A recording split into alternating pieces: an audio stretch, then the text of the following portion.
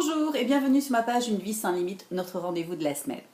Alors aujourd'hui, je veux démarrer par une citation de Jack Canfield qui dit « Votre futur est à l'image des décisions que vous allez prendre aujourd'hui. » Il est clair qu'on vous dit, qu'on vous le répète, la vie que vous avez aujourd'hui, ce sont les décisions que vous avez prises dans le passé.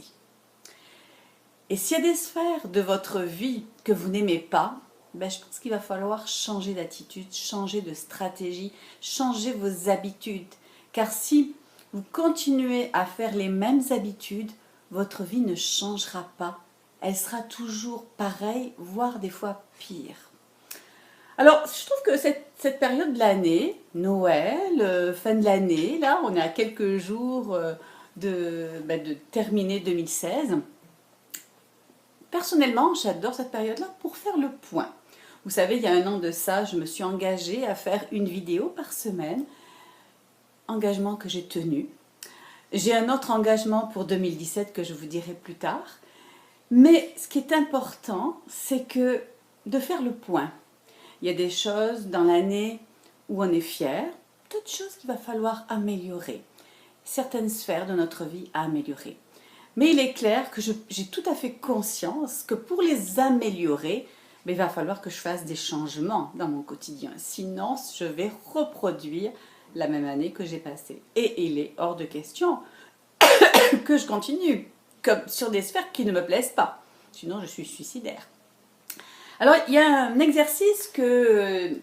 exercice que je connais depuis longtemps et que j'ai repris justement de Jack Canfield, qui est de décrire c'est quoi ta journée idéale. Alors moi personnellement, ma journée idéale, je l'ai détachée en heures. Je me lève à 5 heures du matin. Je suis une matinale et j'aime ça. Même les fins de semaine, 5 heures se pointent vite chez moi.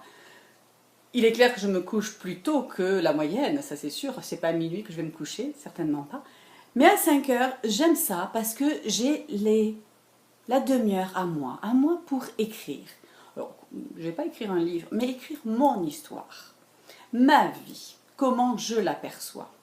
Et il y a des fois des changements qu'il faut que je fasse parce que je ne suis pas toute seule à faire cette vie-là. Il y a des personnes autour de moi qui rentrent en jeu dans ce spectacle de ma vie. Donc il y a des fois, il faut que je m'adapte à ces différents intervenants. Mais j'écris et ça me permet de me libérer. Ça, c'est ma journée idéale. Ma journée idéale, c'est de faire une formation de 30 minutes à 1 heure, formation soit vidéo ou lecture, parce que le développement personnel, c'est une nourriture qu'il faut prendre quotidiennement et on veut tout le temps s'améliorer pour avoir une vie sans limite, pour dépasser nos limites, donc c'est un entretien. Ma journée idéale, c'est de pouvoir faire du sport, pour pouvoir entretenir mon corps, pouvoir faire un spa. Ça, c'est ma journée idéale.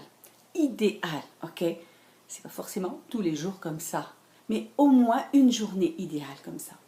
Qu'est-ce que ma semaine idéale? Dans ma semaine idéale va se retrouver peut-être certains événements de ma journée idéale, style un spa.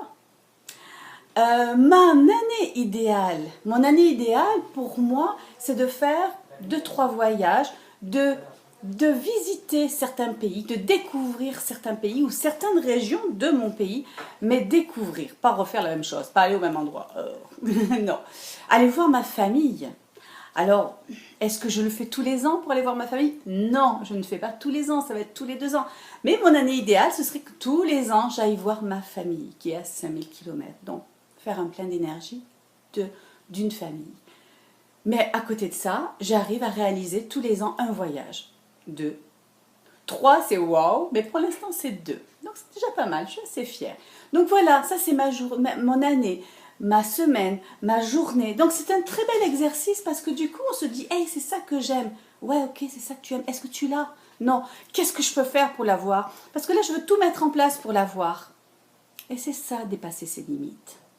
Voilà, donc c'était mon petit message d'aujourd'hui. Faites le point de votre année 2016.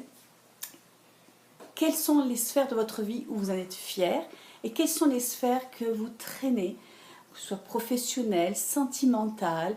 Quelles sont ces sphères-là que vous traînez d'un peu trop longtemps et qu'il faudrait changer. Et comment les changer? Peut-être avez-vous besoin d'être aidé, donc par un intervenant, un coach. Réfléchissez-y.